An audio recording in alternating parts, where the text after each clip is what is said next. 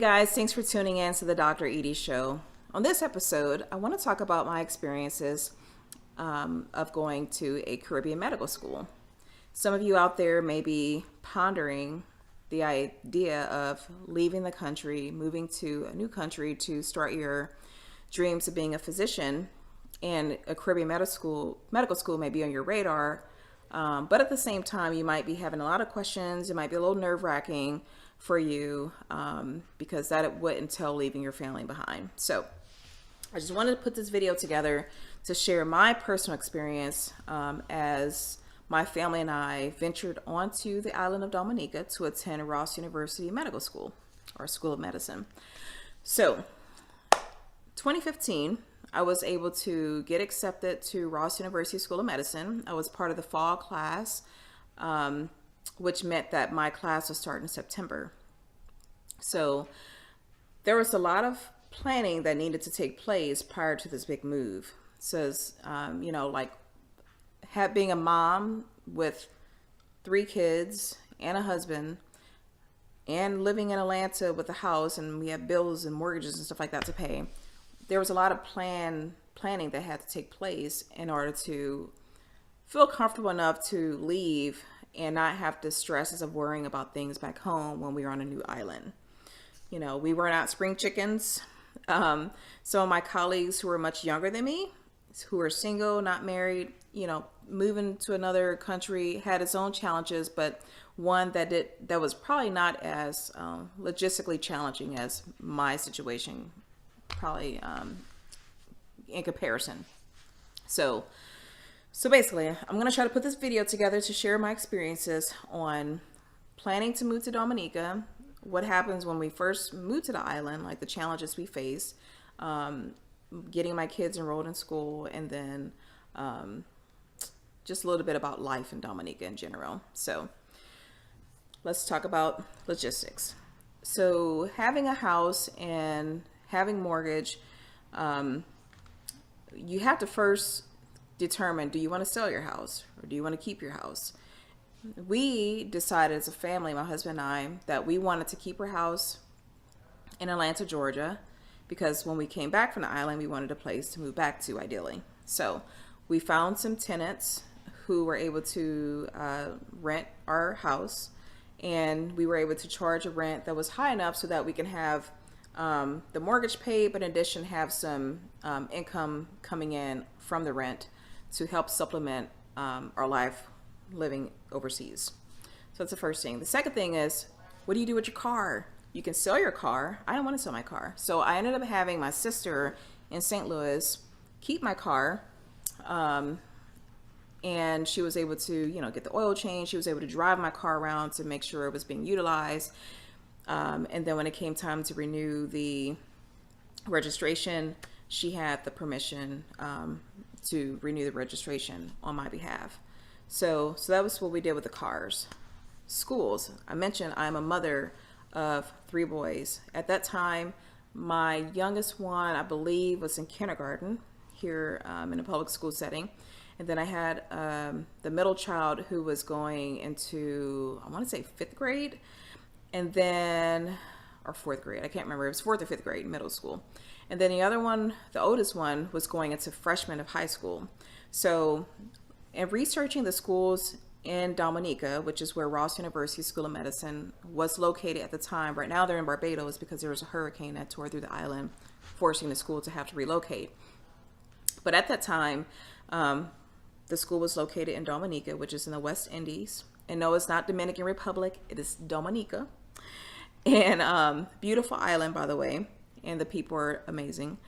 So the school choices for high school was pretty limited. Either you could do online high school, which I didn't think my oldest son was going to be able to handle without the necessary assistance, which I was not going to be able to provide because I too was going to be a student myself.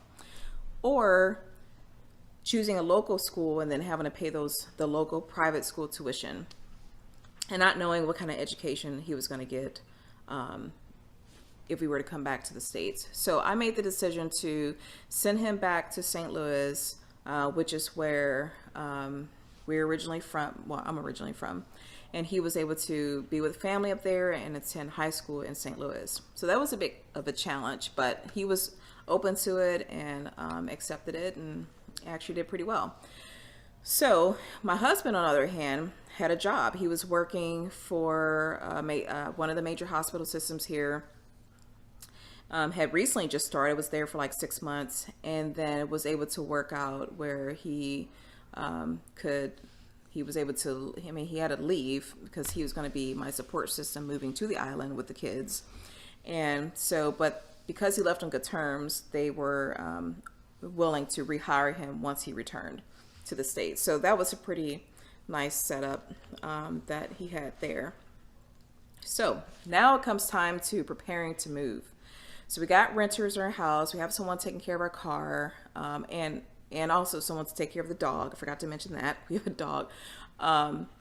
And school. Now, Ross University actually had a school for the 2 younger children on campus.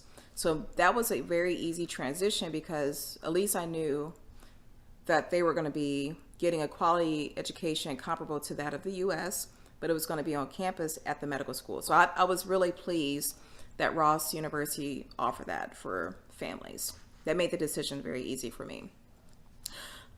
So the logistics of shipping things, we ended up shipping our items in barrels. So we had to get barrels, and there were some export companies that we had to sort through, and we were able to get our items packed up in barrels and shipped ahead of our actual physical move, because it was going to take some time for our barrels to arrive. So we went ahead and sent those off ahead of time. Meanwhile, we bought our plane tickets, and then our plan was to, as we're en route to Dominica, was to spend some time in Puerto Rico, like a little vacation of sorts, before we actually landed on the island of Dominica. So that's what we did. We booked our flight. We had an extended layover in San Juan, Puerto Rico, and then eventually our plan was to go to Dominica from there. However, I should say that in that process of us landing in Puerto Rico, we realized that there was a tropical storm brewing that we had no idea about, that actually, make a long story short, caused a lot of flight cancellations to the island of Dominica. So we were stuck in Puerto Rico for a week, which was not at all a bad thing. But at the same time, it was stressful because we weren't sure if we were going to make it in time for me to start class in September. So, and plus, the tropical storm was also ravaging the island of Dominica. So there was a lot of people without water, and a lot of people were stranded in different countries and all these things. So it was a bit stressful to even get to the island in the first place to start school. But it was an adventure at the least, right? So it's all about how you look at it. So when we finally landed to, we left Puerto Rico, we ended up in Guadeloupe, which was a little French island. And then from there, we took a ferry to Dominica. And we got to Dominica, we were able to get checked in into our apartment that we rented there on the island. They charged US dollars. So I was kind of shocked at how much they were charging for rent. For a 3-bedroom, 2-bathroom apartment, we were paying $9.75 US dollars per month for rent. So, but it was a mile from campus, and the landlord was super sweet. It included, internet. We had a washer and dryer set up. Trying to think what else. Transportation, was easy to get around on the island. We had our feet walking to and from campus. You could bike, obviously, which we didn't have a bike, or you can take the public transportation that, you pay like, I think it was like 50 cents or something to take a bus to and from campus. The experience itself of going to school, Ross University usually takes larger class sizes. But at the same time, that first semester is pretty intense. And people tend to either fail out, or they drop out, or they get homesick and they end up leaving altogether. So our class size, I think it was 500. I can't remember the exact class size. It was pretty big. Shrunk a little bit by the end of that first semester. So lecture was in a large lecture hall, and you go through your anatomy and your histology and your biochemistry. You go through all those core science courses in medical school. But what worked for me was I did media site. Media site was where I can remotely tune in to the lectures. The lectures were recorded and then they were uploaded to like this media site system. I was able to, and it was an hour lag time, so I was able to tune into those lectures on my own schedule and then watch it at my own speed and take the notes. That worked for me because I am not a fast note taker, and it takes a while for me to process the information for me to digest it and understand it. So I found that going to physical lecture was not the best situation for me. So media site is what I did on my time on the island. So with Ross University, they gave us the option of choosing a curriculum pathway or an accelerated pathway. So I decided to do the accelerated pathway, which meant that I would spend 16 months on an island. So the classes were more compressed. You have more workload, but then you saved a semester of your time on an island. And the reason why I chose that accelerated path was because I wanted to be on and off the island, because I wanted to get back to the States as soon as I could, considering that I have my family with me as well. I had some fellow peers who decided to do the curriculum pathway, which basically added another 4 months to their study plan, but it gave them more time to study, and it just kind of spread the course load out over 20 months versus 16 months. So you got those two pathways to choose when you're going to Ross University School of Medicine. I do have to say that the school itself has all the resources that you need to do well. It's about you taking advantage of those resources. They have a student support system in place that helps you with practice questions. You can there is plenty of study rooms available on campus. There's a library with plenty of resources available for books that instead of buying the books, you didn't really have to buy the books. The books were pretty much part of your tuition. They were given to you, but I'm an old school person. I like the physical books. So I would go to the library and check out books of various classes that I was taking to supplement my learning. In terms of island life, now island life was pretty cool. Of course, it's hot.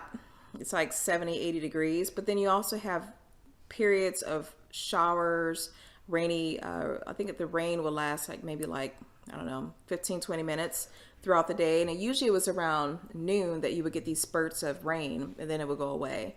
I don't know how other islands are, but that's how Dominica was when we were living there. So it was hot, and it was, would have its daily showers. You needed a big golf size umbrella, not the little teeny weeny umbrella, because the wind would blow and then that umbrella would kind of go whoof.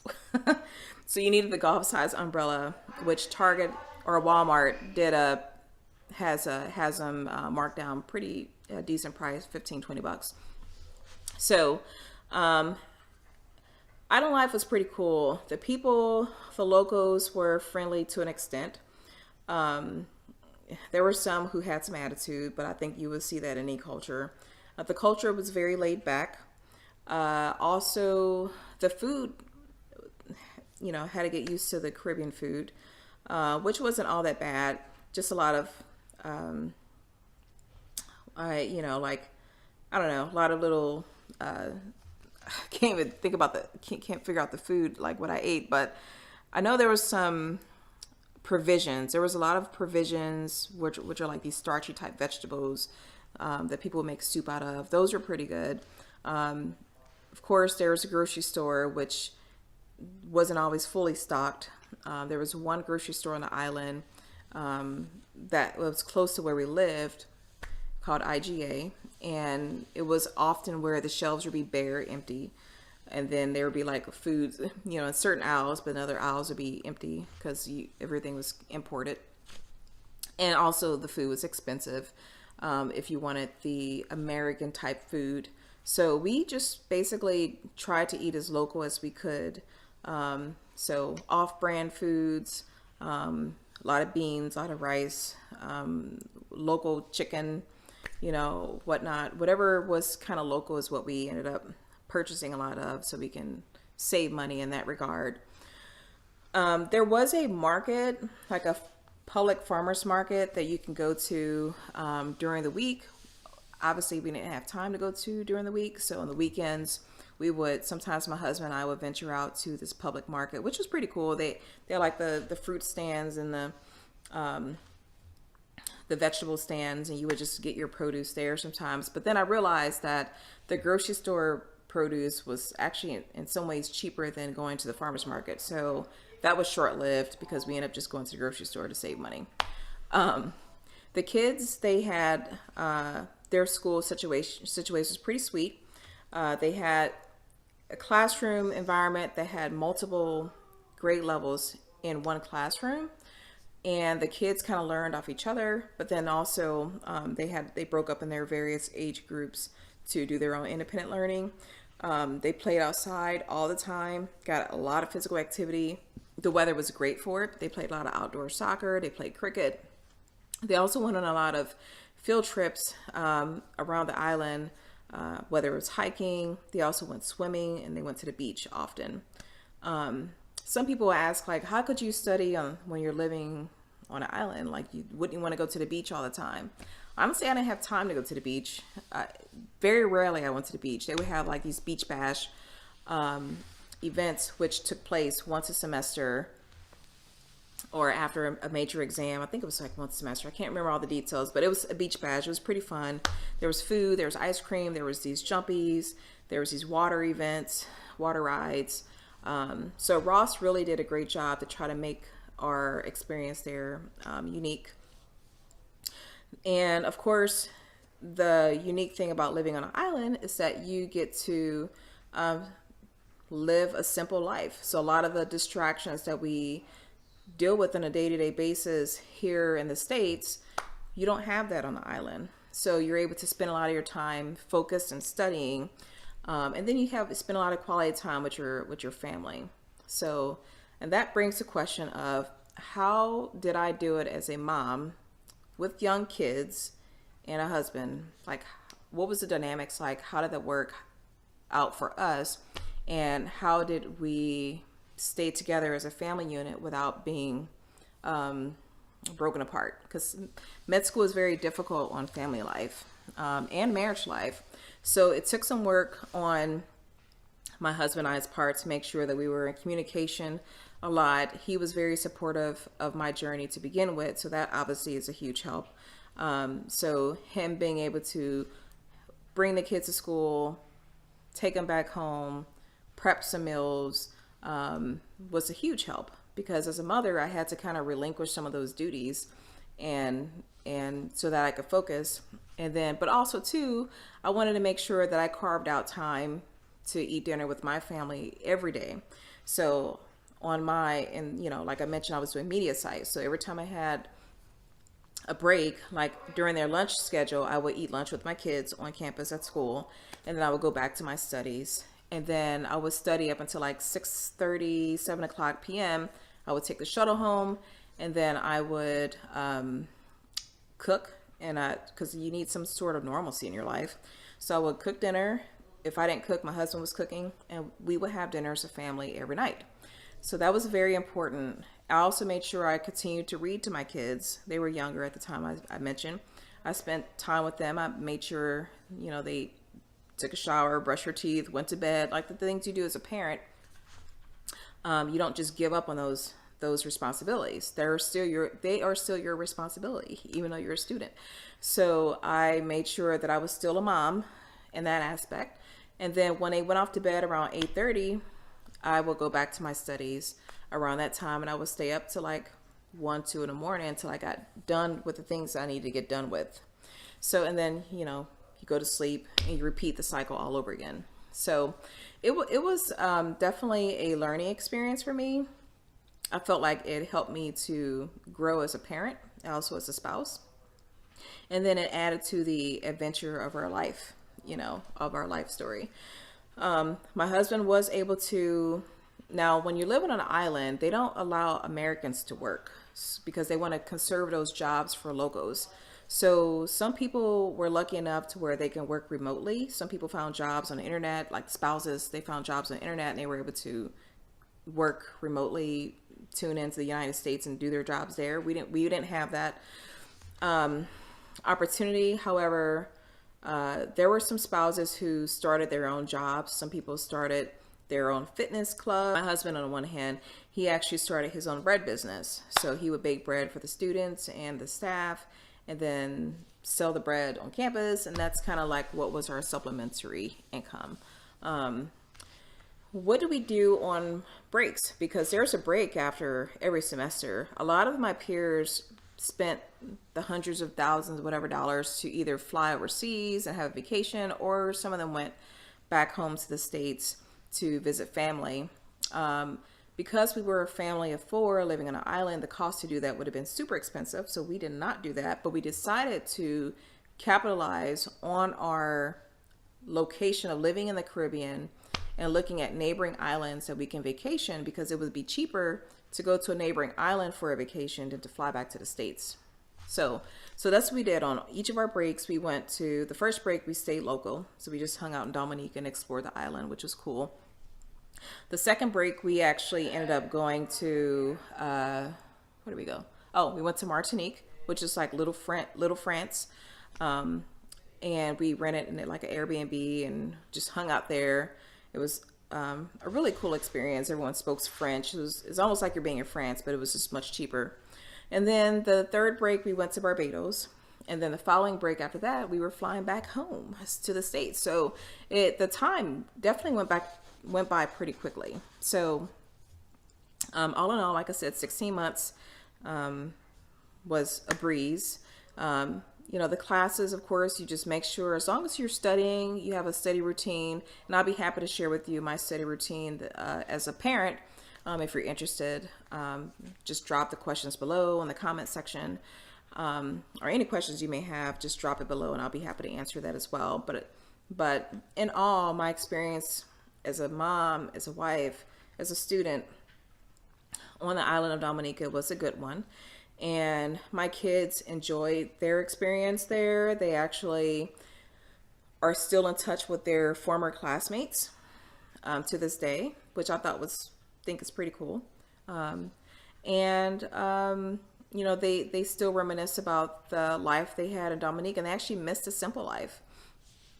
My husband also had some fond memories as well. So that was my experience of living on Dominica and being a student at Ross University School of Medicine. There's so much meat within my story that I have not shared because it would take forever. But if there's anything specific that you want to know, definitely don't be hesitant to drop those questions in the comment section below and I'll be sure to answer it. Thanks for tuning in.